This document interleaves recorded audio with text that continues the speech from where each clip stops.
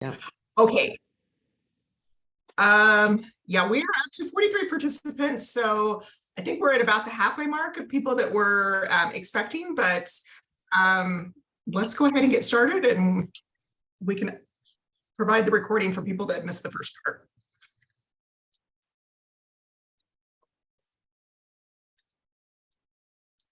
Who wants to kick off? I actually don't know. I think it's Maud who is the, I'm trying to go back to full screen. Oh, was I doing this intro? Yeah. Oh, well, greetings, everyone. Thank you all for signing in on a beautiful Friday morning. This is training part 2 for the League of Women Voters of Colorado's action and advocacy training, and we will get further into how to be an advocate, how to take action. If you could please, we're shooting for an hour for this. Part 1, the link to the training for part 1 is in the chat. Thank you, Hannah. This, as you know, is being recorded. So if you know anyone who missed it, part 2, they'll be able to see the recording. And part 3 will be in January, which will take a deeper dive into Legislative Action Committee specifics. People are putting in the chat their name, their preferred pronouns, their local league, if they're a league member, if not, welcome as well, and whether or not they're a member of the Legislative Action Committee, and whether or not they're in a task force. So we have 9 task forces. So thank you can I all. interrupt with a quick housekeeping question? Hannah, you're handling admitting people, or is that good? Yes. Okay, I noticed that as I was trying to do that, I'm accidentally advancing the slides, so I just want to make sure that if I I got that. Still get in. Great, good.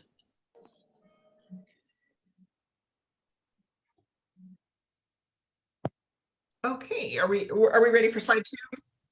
Yep. Yes.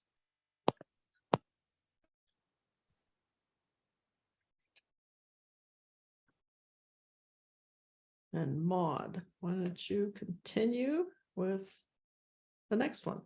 And I am Maud Nerol, co-director for Action and Advocacy, joined by Kathy Wilson, fellow co-director for Action and Advocacy, and Andrea Wilkins, our staff legislative liaison.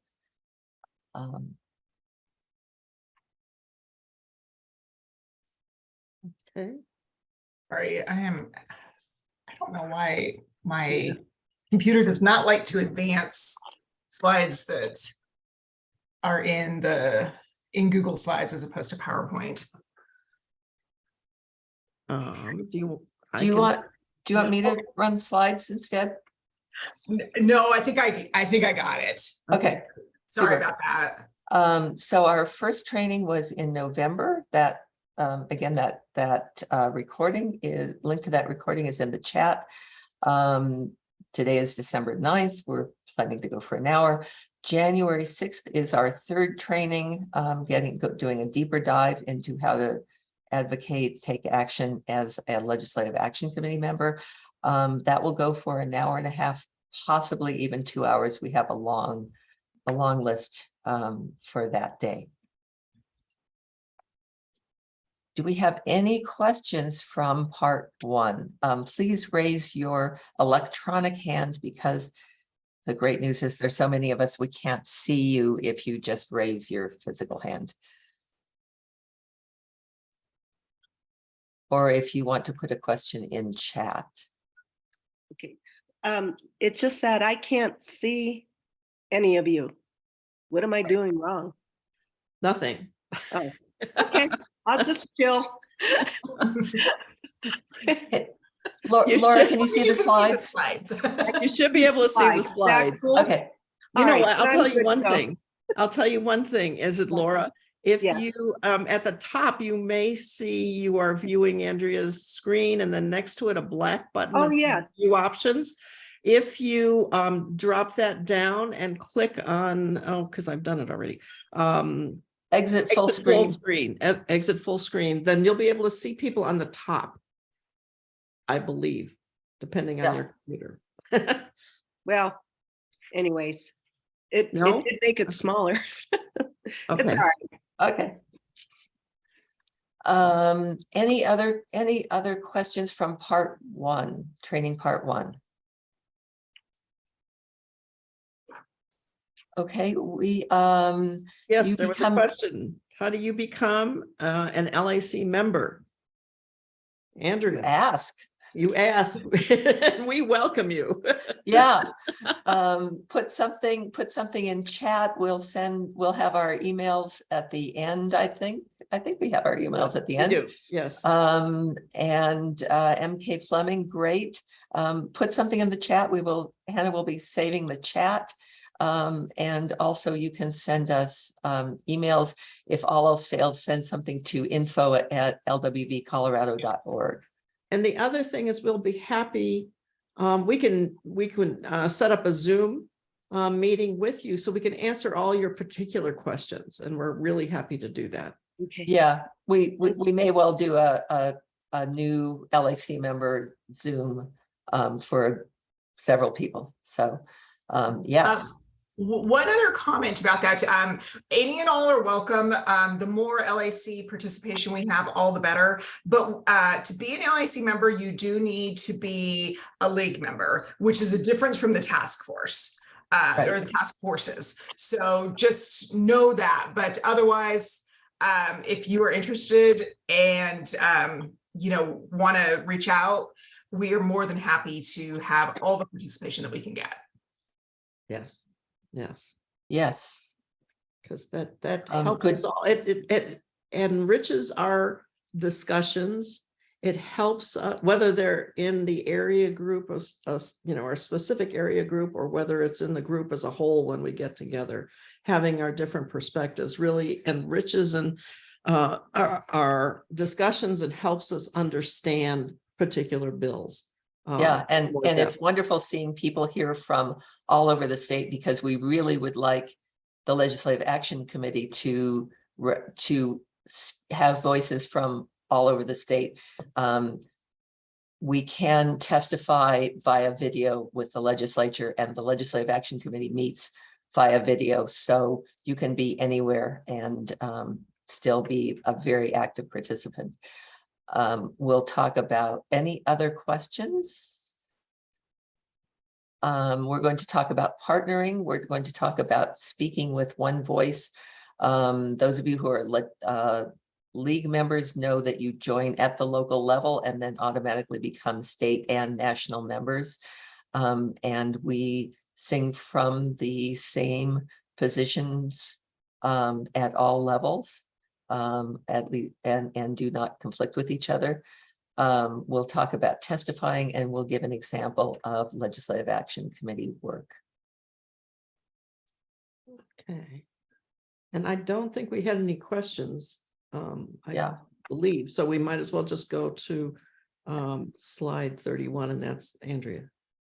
All right. So what we're trying to illustrate here on this slide is really the different types of activity that the LAC engages in. But now that we've got our task force structure in place, there's activities here that will be crossover, and some things that maybe fall more into the typical activity of the task force. Some of them fall more into the typical activity of the LAC.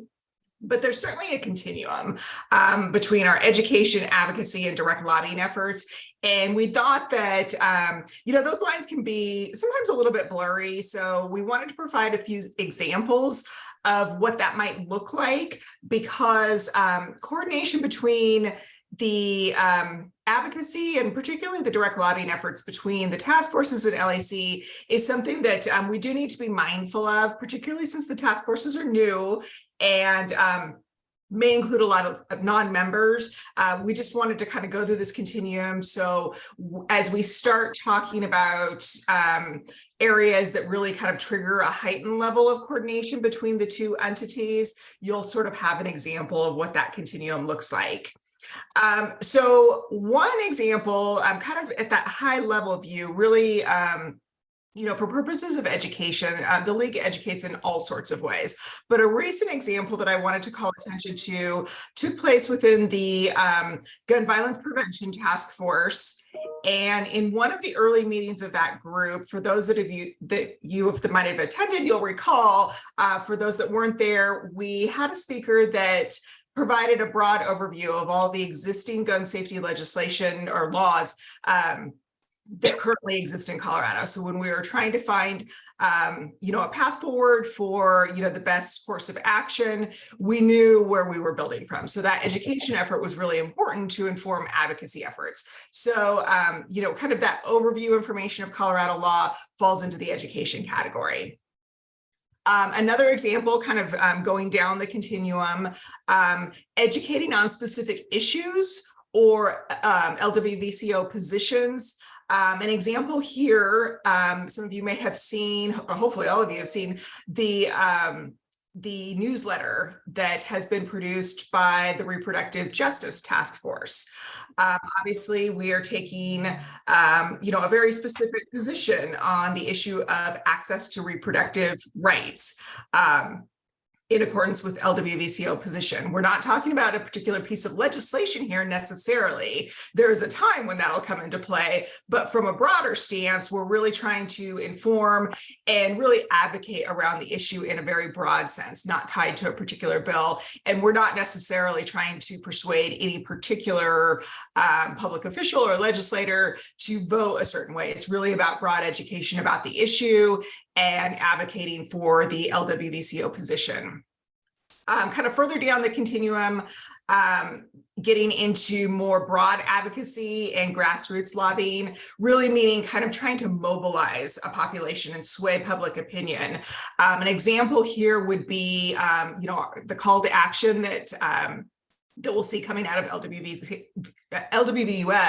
and then the LWVCO action alerts that we issue, where we're trying to mobilize our network around a specific piece of legislation often, or a specific cause, and really, kind of provide evidence of that groundswell of support around a particular measure.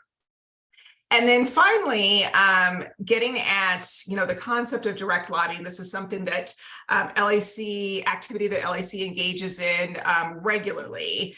And this is where speaking with one voice becomes extremely important. And we also need to be mindful about who is authorized to speak for the League when we're, taking very public stances and actually engaging in lobbying activity.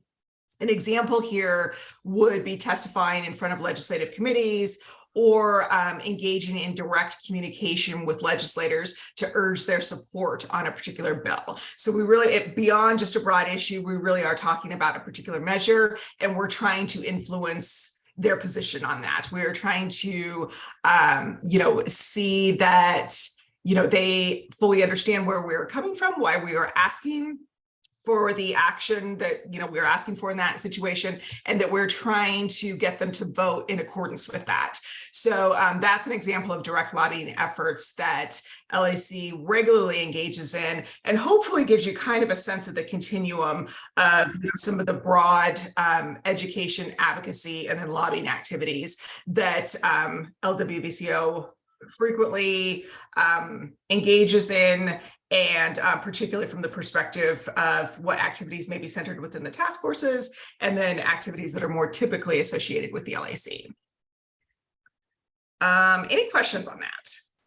I know sometimes these lines can be a little blurry, but we're hopeful that some examples kind of help provide some clarity. If you have thoughts on that or questions, feel free to drop some in the chat. I do see a raised hand. Patricia. Hi. So I always think that when I lobby, when I send in a request for somebody to support a bill, that I'm speaking for myself and not for the League. So I might have missed it, but you might have said, so for the call to action, the yellow one, I can speak for myself because I'm not the spokesperson for my league. I am just a league member. Of But course. and then on the blue part, that's my question, is if you are an LAC member, are you then authorized to speak on behalf of the league? Thank you. Yeah, that's a really important distinction, and I'm glad you raised that because that's something that I should have mentioned. When we are issuing an action alert and we're trying to mobilize our entire statewide network, we're asking people to speak in an individual capacity. And of course, that's something that you can always do, whether we've issued an action alert or not, of course. So, that's an individual communication. We're just trying to mobilize broad support or opposition, depending on what our position is on, whatever the particular bill may be. When we're talking about direct lobbying, that is something that it's an activity that the LAC is responsible for carrying out. The LAC members are the ones that are authorized to lobby in the league name, and they're doing so in both accordance with LWVCO positions and in accordance with the vote that LAC has made after a lot of discussion and deliberation in our meetings to assign a particular stance to a piece of legislation. So they are authorized to lobby in the league's name, but it has to be done in accordance with both our position and the stance that we voted for on the bill. Hopefully that clears that up. I know it can be a little bit fuzzy, but we're always happy to have more conversation around this and help clarify, particularly as certain issues arise in context. Sometimes it's a little bit better to think about it in context. Peggy, I see that you have a hand up. Yeah, I just wanted to clarify. It seems to me like we usually, as far as the committees, testifying in the committees, we usually designate one person to testify on behalf of the league. And then other people can testify as individuals. Absolutely. Yeah. Really, please know, like, as a general blanket statement, we fully acknowledge and support that all of our members can always speak in their own individual capacity. We encourage as much civic participation as possible, but if anyone is lobbying in the league name, it really does need to be a member of LAC, and as Peggy mentioned, it'll be a designated member because we do break things into issue area teams. And then within those teams, there's usually somebody that's kind of taken the lead on a particular bill. All right, in the interest of time, Maude, I see. Andrea, there's a quick question in the chat. Cheryl Clement asks, re-education, are you speaking about educating the public in general or educating lawmakers? And I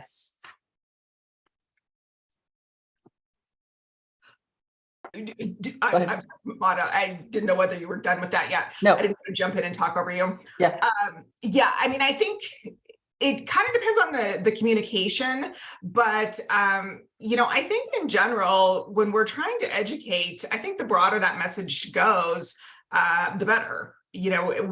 Again, sometimes these things are easier understood in the specific context of whatever issue we're dealing with. So it's sometimes hard to, kind of state a blanket rule around it. But I think where education efforts are concerned, we have, policymakers in mind is really kind of one of our first audiences. We're trying to educate our membership, of course, but to the extent that we can educate the public as well, that's also something that we're interested in doing. So I think it's really kind of a multifaceted approach to broad education. And Maude, I don't know if you had anything to add to that. I do. I think the one thing you want to keep in mind too, for when we do things like action alerts, or when you write as a constituent or call as a constituent, but and communicate, you are part of the power of the league because of our numbers, and because we have the large numbers of people responding to their legislators, they do respect us and they do ask for our opinions and they, and guidance. So please keep doing that. Well said, Kathy. Yeah, that is one of our biggest strengths is power in numbers and the ability to mobilize our statewide network. Okay, in the interest of time, I'm going to go on to the next slide, but please know if there are additional questions or issues that come up as you carry out your work on that topic or any topic for that matter, please don't hesitate to reach out. Okay, where the statewide task forces are concerned, we are super excited about the structure that's been built out here. We've seen a lot of great participation and a lot of great discussion in the 9 task forces that currently exist. And we are looking to coordinate efforts between the task forces and the LAC where, for one, I think is kind of, a back and forth information channel. So each group is informed about the activities of the other to really kind of build on the effort that may be underway, whatever, kind of the focus of our action happens to be. And then, of course, we want to formally coordinate on our advocacy efforts. One of the key things, the task forces really are, intended to operate and prioritize issues in response to what the members would like to see happen. So they're very grassroots oriented in that sense. But one formal requirement that we do have is there has to be an LAC liaison to all of the task forces, because we do want to ensure that channel for communication is really clear. And we also want to make sure that we're coordinating on advocacy and certainly on direct lobbying efforts whenever that becomes relevant. So I think at this point, most of the task forces have an LAC liaison, maybe with the exception of healthcare, but I think that is in work. So anyway, just know that we are going to be continuously looking for ways to make sure our coordination is coming together in the way we envision. The task forces are a new effort, but we want to make sure that it's kind of a mutually beneficial thing between the work of the task forces and the work of LAC. All of the task forces are listed, the meetings of the task forces are listed on the LWVCO calendar. You can register for any of the meetings by clicking on that and going through the regular registration process. As I mentioned earlier, you do not need to be a league member to join the task forces. So, please know that they're open to everyone. And each task force also has a web page on the LWVCO site. So those are getting built up and will be a really great source of information for the specific topics that you see here. So just something that, it has really taken off lately, and we are super excited to see this new effort really start to flourish. All right. All right, I think I take over at this point. We encourage, especially our LAC members and our task force members, particularly, but all members in general, to join partner organizations. And because of that, we're able to spread our message even wider than we do at the present point. I've already talked about power and how joining partner organizations then gets more people involved with working on an issue that's important to us. Another really nice thing is that as you go to these partner meetings, as a league member, you're also learning new ideas, learning or understanding new perspectives that you might not have done in the past quite as well. I've already talked about advocacy and having more opportunities for that, and then expanding programs and services that they offer and we offer. A lot of times we can do things, have events or ways to educate the public in collaboration with each other. That's also another way of letting people know about the League of Women Voters and getting new members for us, which really invigorates the organization and continues to feed into them. Okay, next one, Andrea. Okay, I've got mine. All right. This slide, let me get back to where I was, though. So what I was looking at. Okay, this slide, if you don't know who our partner organizations are, at least at the statewide level, go to the LWVCO website and log in as a member. And you can go to the document library that's in the drop-down menu for members, and you'll see partners there, and the partnership collaboration list is there. I know some of the local leagues also have partner lists as well for their local areas, so you might want to check out your local league's website to see again if there are partner organizations there, because the more we can be talking to people who are like-minded in our goals, the better. All right, some examples. Let's go to the next slide. Some examples of this are Great Education Colorado. I'm a member of that one because my area of interest and for legislation in the LAC is education, and so it's been very interesting to listen to people from all over the state again talking about education and that.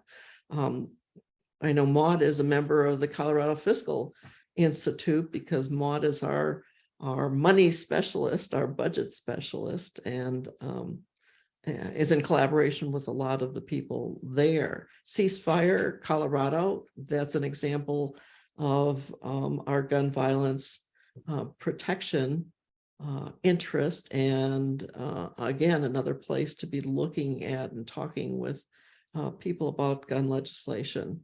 And then another one that I think all of us attend is the Colorado Social Legislation Committee, which has wonderful programs and a little bit broader area of interest and of focus in their work. So those are just some of the partnerships that we have at the LWVCO. All right.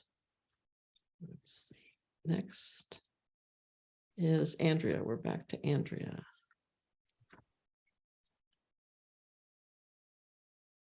All right. So we've referenced a couple of times the importance of speaking with one voice.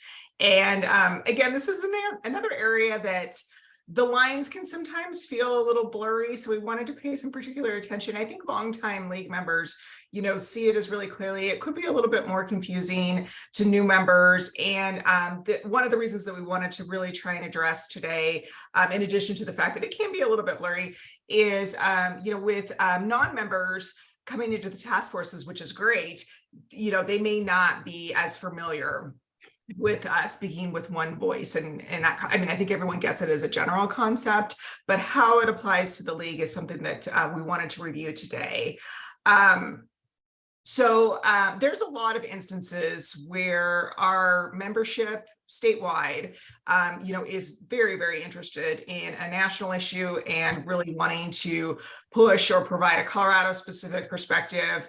If we want to take action or, have advocacy related communications around federal issues, we need to communicate that to LWVUS and make sure that we're acting in accordance with, the permission that they've granted, and in a way that really ensures that, our communication is seamless and that we're speaking with one voice.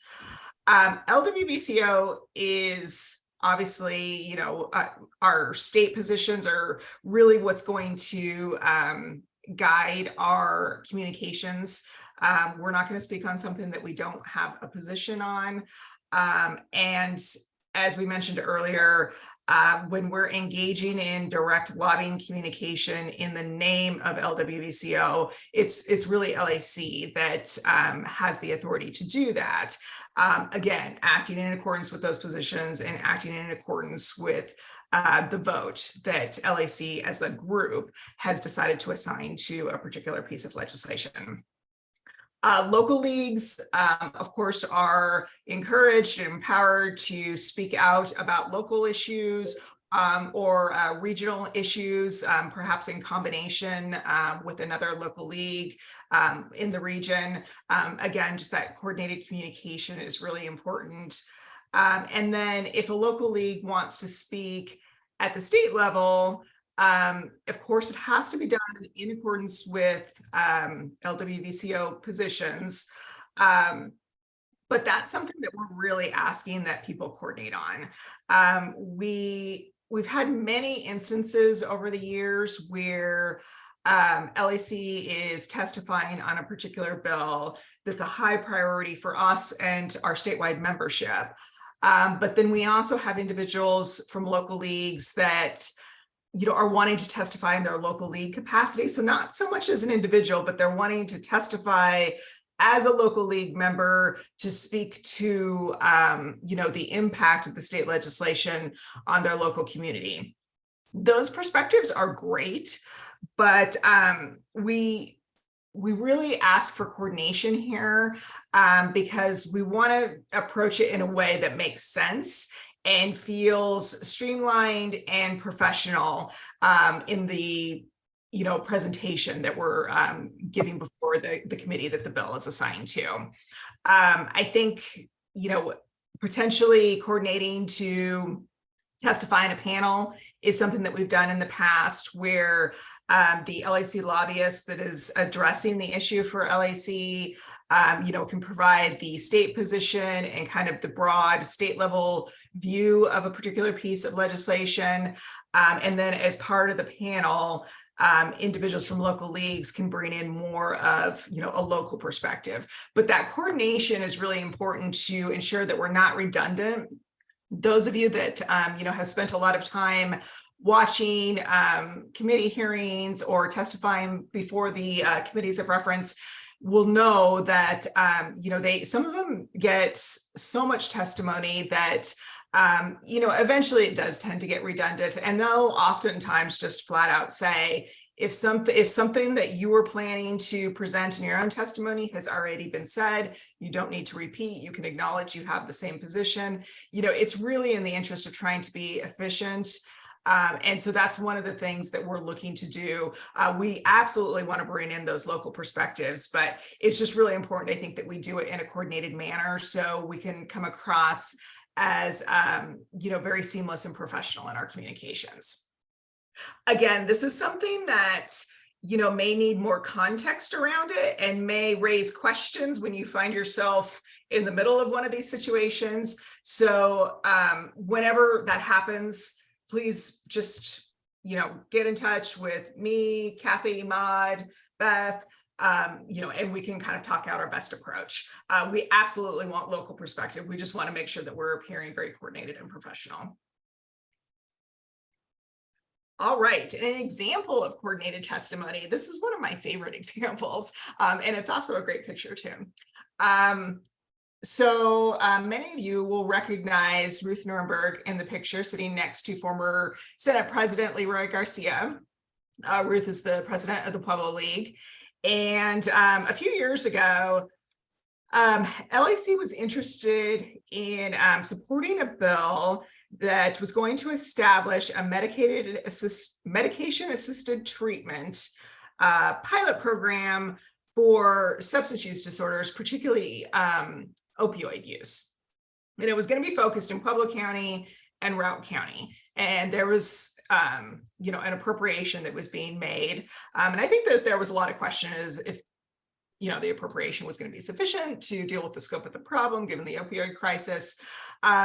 Through, previous interactions, I knew that Ruth had some expertise on this issue and some familiarity, and then obviously being very familiar with the dynamics of the public community, she really seemed like an ideal person to offer up some testimony about this. So Ruth and I had some conversations prior to the hearing coming up. There was, in this instance, there wasn't an LAC member that was specifically following the bill, but it was something that LAC wanted to support, and we were really looking for a little more capacity to testify on it. It was something that we did want to speak to. It's just at the time we didn't have, a state person that was following the issue. So part of it was a capacity issue, but really the driving factor was knowing that Ruth would have a very relevant local perspective, and she also had some subject matter expertise. So fortunately, she agreed to come and testify on the bill on behalf of LWVCO, and she was able to provide that local perspective. Her testimony was great. But the thing that was really great is that Senator Larry Crowder, started questioning the appropriation. And I think at first people were kind of nervous, thinking, oh, he thinks it's too much. We need to tread lightly so he doesn't vote against this. But what he was really getting at, he ended up saying that opioid use and addiction is a horrible problem in his county. And he wanted to hear from the legal lady to know more about how it was affecting the public community, because he thinks he's seen similar things. And so Ruth was able to provide some more context and what a benefit this program would be to the public community and communities all over Colorado that are experiencing similar problems to what Pueblo was seeing.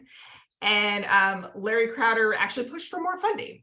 And he was a supporter of the bill and pushed for the appropriation level to actually go up. So it was a great instance of, local perspective really causing that point of relation with members of the committee and letting them know that, here's the real life impact of this. We've got an opportunity to really address a big problem. And he was open to hearing that. And it's one of the key reasons that one of the recent examples that really cause us to say that, that local perspective can be so important when we're trying to show the statewide impact of a particular piece of legislation. If we had had an LAC person that was following this bill, this is probably an instance where we would have wanted to coordinate testimony where, the LAC member could have provided testimony from more of, the state position and state view. And then we could have coordinated with Ruth for the local perspective. But it's just an example of how, we really want to draw on local expertise, both within LAC and sometimes external to that. And, as long as we're coordinating to figure out, how we make that happen, it can be a really powerful presentation to members of the committee. So we just wanted to share that story because it's one of our favorite examples and it's a great picture. All right, this slide is someone else. Mine, yeah. There are about 700 pieces of legislation introduced every year. We do not track all of those. Do not worry. I actively watched 10-ish bills, maybe a few more last session. Where new members are welcome to only follow one bill. The General Assembly's interim committees that met over the summer and during the fall can propose bills to the Legislative Council for the coming session. A sponsoring legislature can propose up to 5 bills. Those interim committee bills do not count against the 5. Model legislation may come from laws in another state, and legislators may work on fitting a bill into what the existing statutes have. All bills in Colorado get a hearing in a committee. This is not true in all states, but in Colorado, they all get a hearing. Next. Little bits for the House to be veto proof, the Colorado House. At least 44 members need to be members of the same party. In the Senate, at least 23 members need to be members of the same party. I'm thinking that not both houses are veto proof at this point. Is that right, Andrea?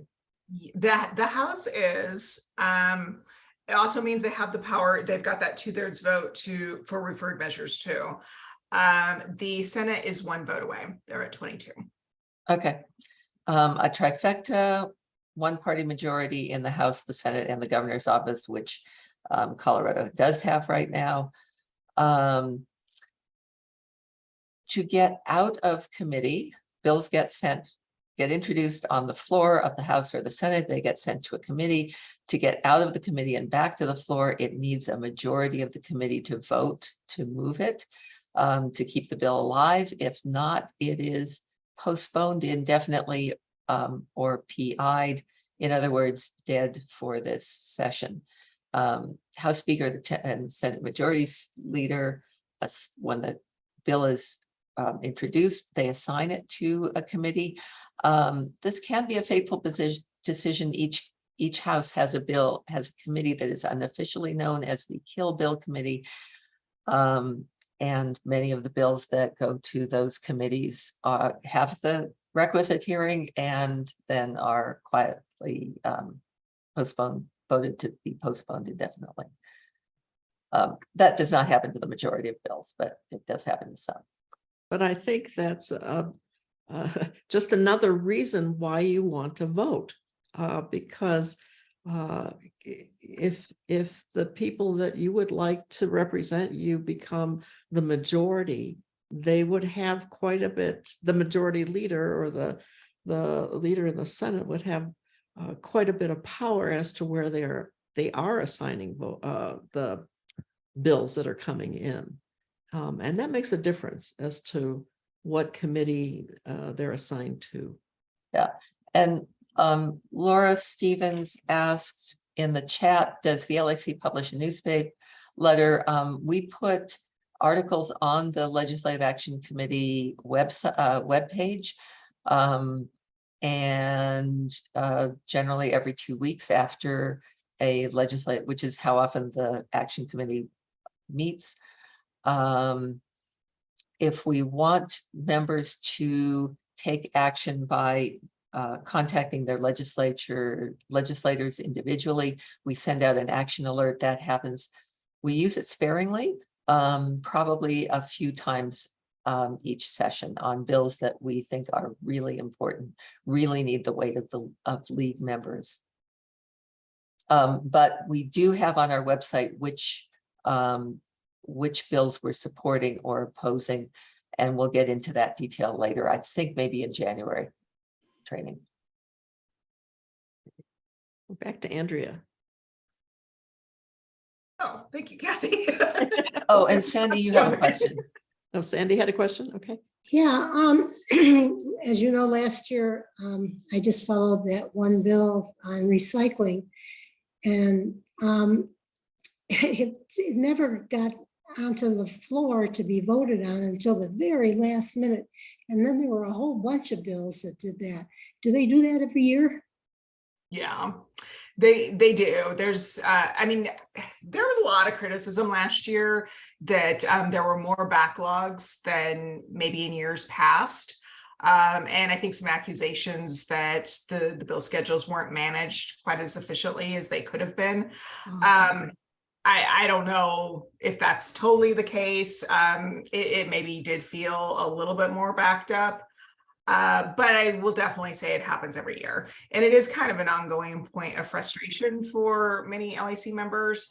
And I think other groups, that are similarly situated to us, because it doesn't really allow for public participation. Things are moving so quickly, and you often get very little to bordering on no notice for some committee hearings. So there really isn't a chance for public input. And, as an organization, we find that problematic, but it is an unfortunate reality that happens every year.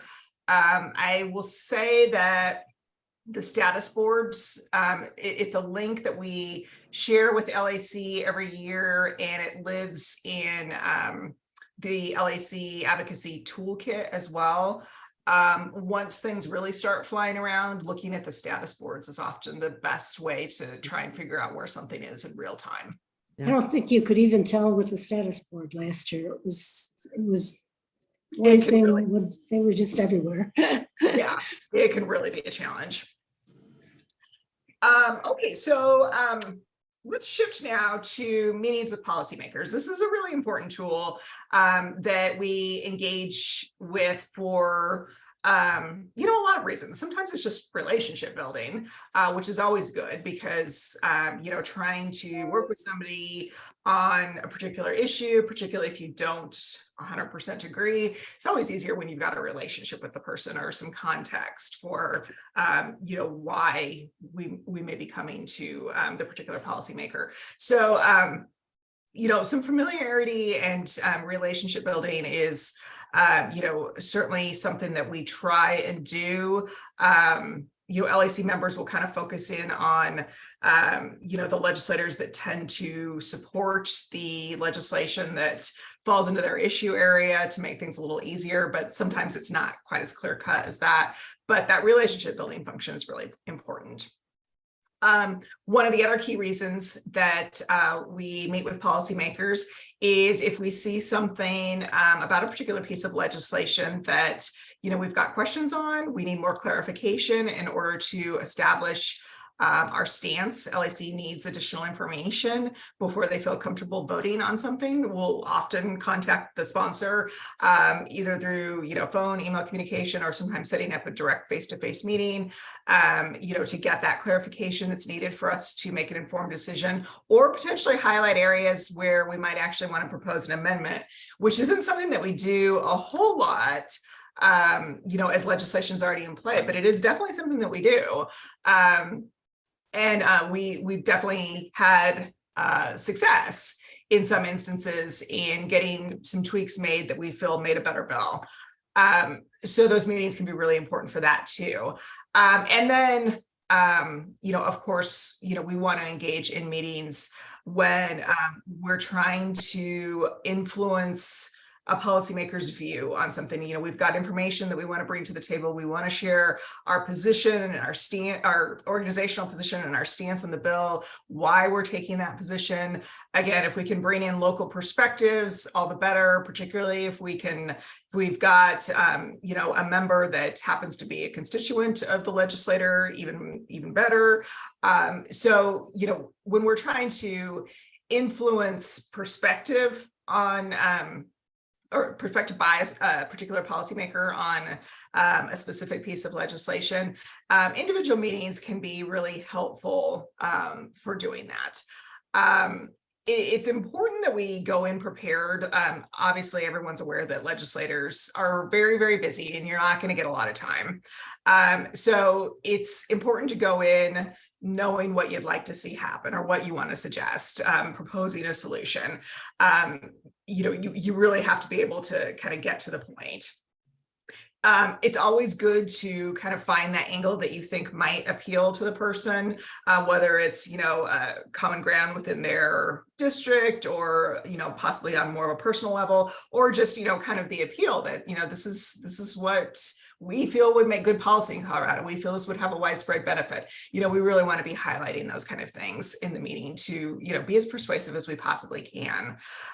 We want to be, you know, open-minded and listen to, you know, any legislative concerns that are getting brought up to us and appreciate the point of view that's being shared. Because, you know, if we're trying to build working relationships with people that, you know, have got views that may not, you know, align so perfectly with our organizational positions, you know, the more we can understand where they're coming from, the better opportunity that gives us to find that common ground, and start to hopefully sway them to, you know, where we think policy needs to be headed. But it is really important that we're listening and, you know, being respectful of others' points of view, because I think if we don't do that, it's pretty much a conversation stopper. So, you know, it's like anything in life where, you know, you you get more by relating to somebody than, just taking a hardline opposition. So just a few thoughts on, interactions with policymakers, individual interactions. As far as testifying is concerned, in some ways it's kind of a similar thing, although a much more formal conversation than what you might have with a legislator one-on-one. It's similar in the sense that we need to be brief, we need to ask for action, we need to be very clear about what it is that we want to see happen. You've got to get to the point on that because you won't be given a lot of time to make that point. So it's really important when we're testifying that, we clearly state our position on the bill, our stance on the bill, and ask for what we're wanting to see happen, and then we can spend some time, justifying that request. But it's good to be really clear about that up front. When you're testifying, one of the things that I think can be nerve-wracking for people is, the idea of being asked questions and being put on the spot. It's really nothing to be too concerned about. You should never feel like you can't say, I don't know. That's the preferable thing. If you really don't know the answer on the spot, we don't want to venture a guess. We don't want to wing it. Our credibility and our testimony is based on us being knowledgeable and thoughtful. And there's always an opportunity to follow up. If there are questions that we can't answer in the time, at that time, just let them know that you don't know, but we'll either do some research, some checking, whatever needs to happen to follow up, and then make sure we are following up, because we do want to be seen as very reliable, very credible. It's important that, whether we're testifying or in those individual meetings, that we're not coming across as, attacking or, just being generally very disagreeable. It's, understandable and desired that, we're really passionate about our issues. We want to be passionate advocates, but we also want to be seen as, serious people that are not there to attack. I think, the political discourse in the country has gotten very overheated, and we want to be factual. So we just want to make that distinction. With legislation, it's really important to be patient and persistent. It can be really frustrating that things move as slow as they do sometimes, but sometimes persistence really is the name of the game. It often will take several sessions for a piece of legislation to, get refined to the point that it can pass. And that's just really kind of the way it is. Sometimes we see fast movement, but a lot of times we don't. And it's just kind of helpful to know that going in. When appropriate, you can and should plant questions. So, if we're wondering about the implementation of something, we've got some lingering questions or concerns, don't be afraid about voicing those. That just adds more critical thinking for everybody that's part of the conversation, policymakers included. And then if we do see action along the lines of what we're requesting, particularly, I think if it's been something that's been, more of an intense lobbying effort where we're starting from different viewpoints, or, maybe working towards amendments that weren't, immediately implemented, if we've really seen responsiveness to what we've asked for, it can be really appropriate to follow up with a thank you letter. So please keep that in mind as a tool, and something that's just, helpful in the scheme of our perception to policymakers and as a relationship building tool. All right. Testimony can be either oral or written. I've mentioned a few times that you need to be brief, and really the key reason for that is that it is literally time limited. When you're testifying before a committee, it's literally time limited. When you're providing oral testimony, you'll be given 3 minutes is kind of the standard, but it is not uncommon for the time frame to get reduced down to 2 minutes if there is a lot of people waiting to provide testimony. So you need to be really brief. Maude, did you have a comment on that? Yeah, I write my testimony out in advance, and I practice and I time myself. There's nothing worse than being 2/3 of the way through your testimony and getting cut off. That's a really helpful suggestion. It's something I do as well, because it can be really hard to know, what the length is. It may not feel like a long time to us, but when you get there and you realize, oh, this is actually 5 minutes, and yeah, as Maud said, you get cut off, and you miss the opportunity to make the point that you were wanting to make, which is frustrating. Jeanette, you have a hand up. The other thing when giving oral testimony, again, write it out. But sometimes if you're further down in the list of doing your presentation, if you find that some of your testimony is repetitive to what's already been said, you can get up there and go, hello, I'm Jeanette Hillary, I'm with the League of Women Voters, and we're in favor of, opposed to whatever this bill. We want to say we concur with some of the previous speakers on X, Y, and Z, and then go into the rest of your testimony. And you can see the relief on the legislators' faces when you're not willing to take up their time listening to the same stuff that's already been said. That's such an important point, Jeanette. Thank you for bringing that up.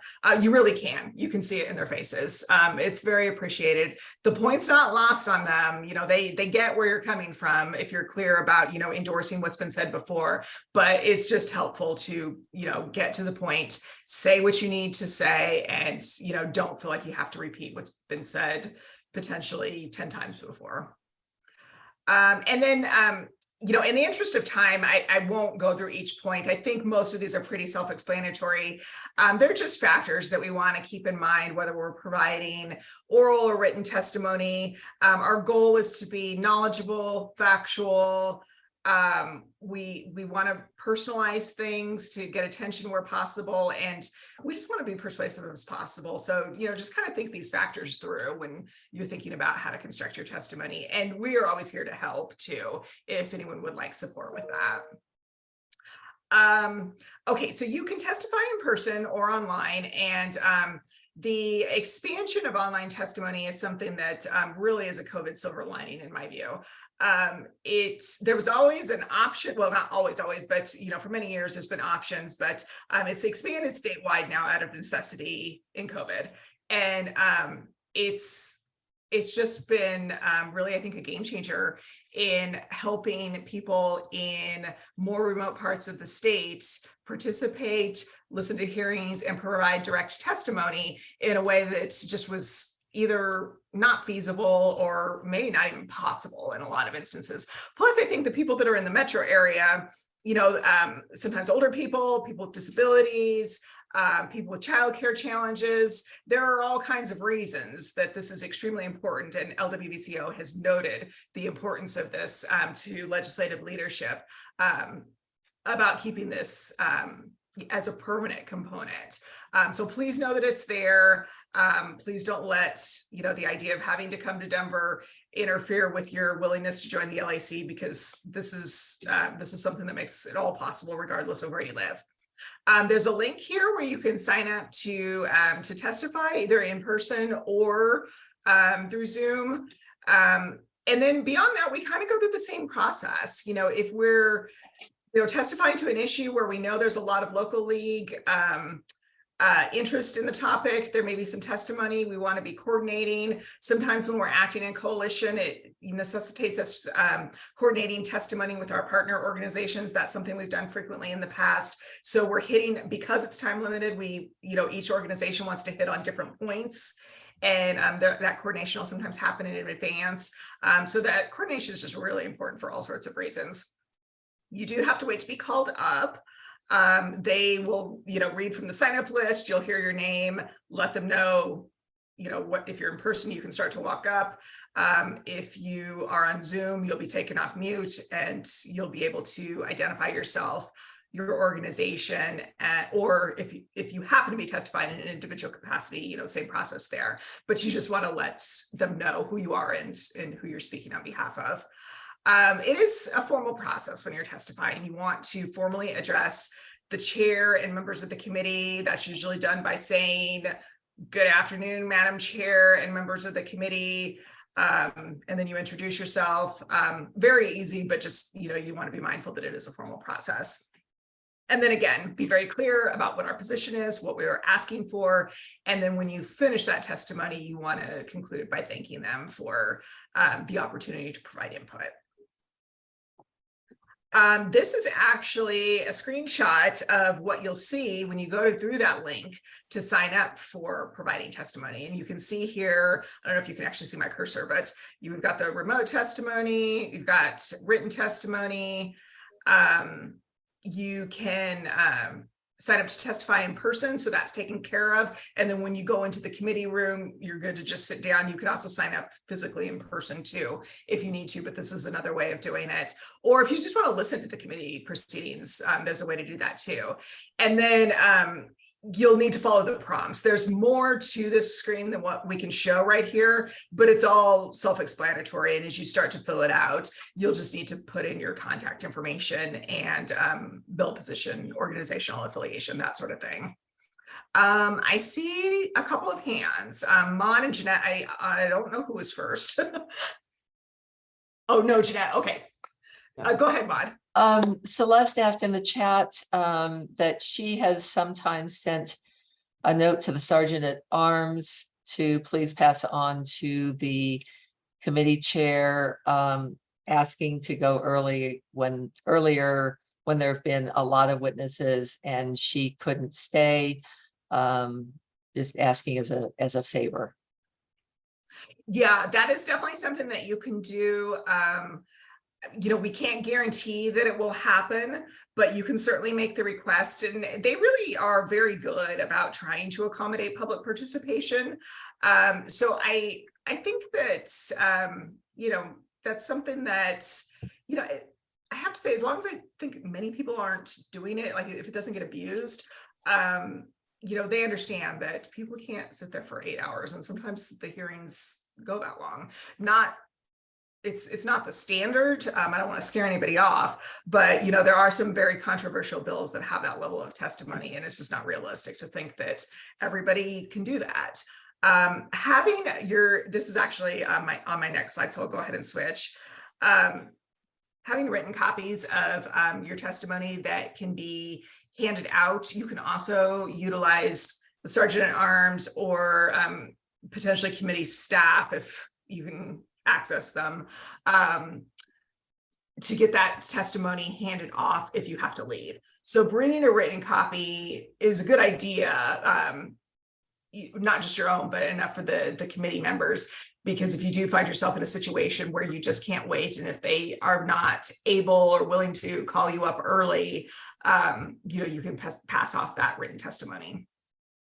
And then, keep in mind that some supporting information is sometimes really helpful. You don't need to overwhelm legislators because they do have, their aid and people that can do research for them. So don't think that, we have to completely fill that function. We don't want to overwhelm them with documents that they can't realistically read in the context of the hearing. But having, something brief like a fact sheet or a summary, some statistics to back up your point and your sources. Those are always good things to have on hand that you can incorporate into the testimony or as a brief attachment. Maud, go ahead. And often if we're in a coalition that's working on a particular bill, one group in the coalition will do a fact sheet and then share it with everyone. And our coalitions are just gold. Yes. And our partner organizations. So Yeah. Andrea, we're past time, so I'm thinking we should stop where we are now. We can pick up because we're starting to get into the more of the nitty gritty of the LAC. And I don't know if anybody else has any final questions for us today. Yeah, Andrea, can you go to the slide that has our contact info? There we are. Yeah, oh, actually one before. So the next training is January 6th. It will be an hour and a half, maybe even 2 hours. Our Legislative Action Committee meetings, the first one will start Friday morning after that, and LAC meetings are 2 hours. And then the next slide has our contact info. And are there any other questions? All our meetings, Cheryl, all our meetings start at 9 Okay. on Friday mornings. Hey, And please, if several people said in the chat that they are interested in joining LA's Legislative Action Committee, which is fabulous. Thank you. Feel free to email one of us if you are interested and you haven't put something in the chat, or email us anyways. And any other questions? Did we miss any questions in the chat? no, I think we have them. So I'm going to, Cheryl, great. You're Outstanding. interested as well. And Terry, yes, thank you everyone who joined. This was a great group. I'm going to wish everyone fabulous holidays, all the holidays you celebrate, all the holidays you don't celebrate, but you just kind of notice them going by. Have a wonderful time, and we will see you all, we hope, in January. Thank you. All right. Thank Happy you. holidays. Thank you, everybody. Thank you. Thanks. It was helpful. It really was. Thanks. Oh, good. Thank you. Good, good, good.